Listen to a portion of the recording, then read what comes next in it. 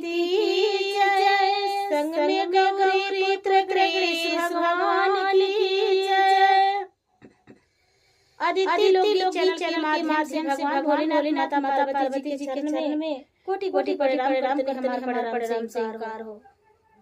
YouTube के माध्यम से दीदी जितना दर्शक लोग देखा तनी छोट से बड़ा ले सबके चरण में से कोटि कोटि प्रणाम करते हमारा प्रणाम स्वीकार हो।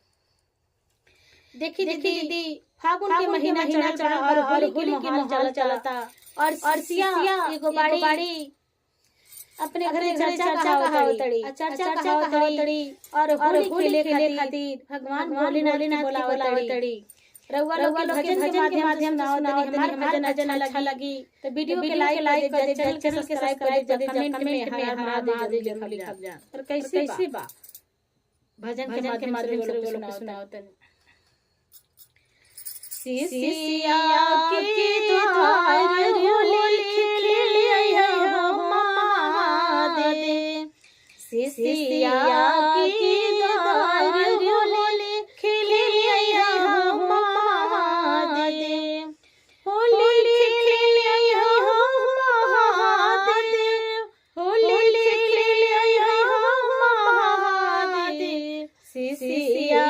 की द्वार होली खेले महादेव, सिसिया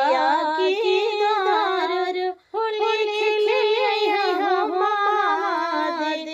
गंगा जी से जल भर दे हम आए, गंगा जी से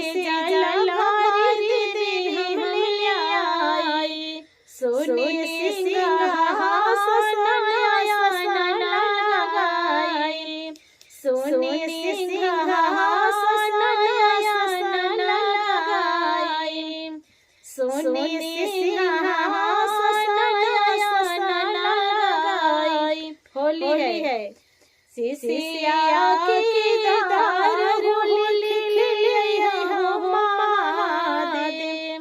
सिसिया की द्वार होली खेले महादेव, होली खेले महादेव, होली खेले महादेव, सिसिया की द्वार होली खेले महादेव, सिसिया की द्वार होली खेले महादेव। रंगाया बीरा की आए,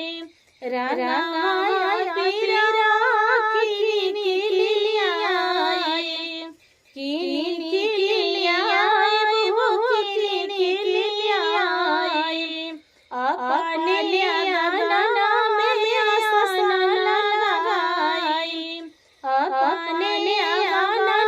में आसन लगाई,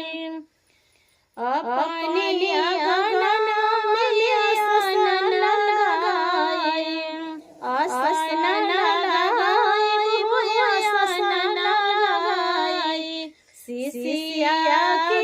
द्वार होली खेले महादेव,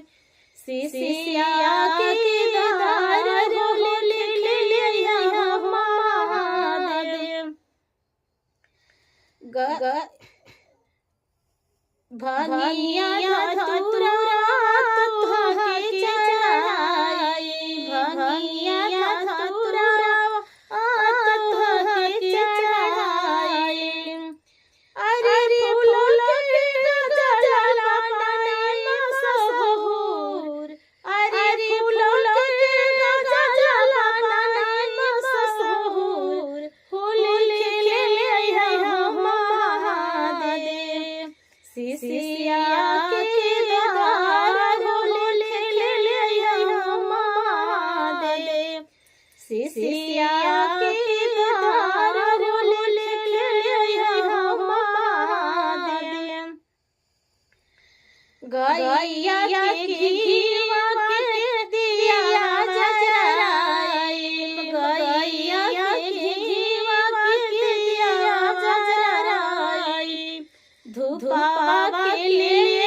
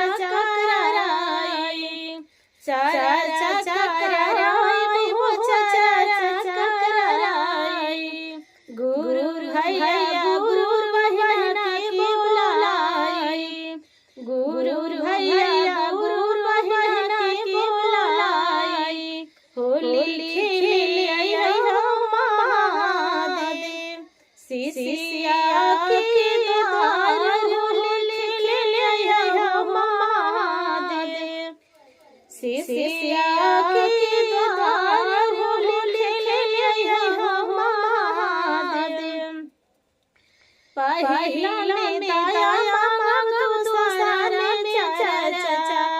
पहिला में दाया मांगब दूसरा में चाचा दूसरा में चाचा हो कौना नहीं खर्चा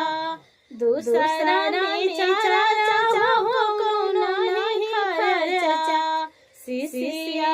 के दीदार होली खेले हो महादेव पहिला में दाया मांगब दूसरा में चाचा तीसरा में करम से पड़माना होली खेले हो महादेव सिसिया के दीदार होली खेले हो महादेव सिसिया के दीदार होली खेले हो महादेव सिसिया के दीदार होली खेले हो महादेव चाचा में छे कोनो घर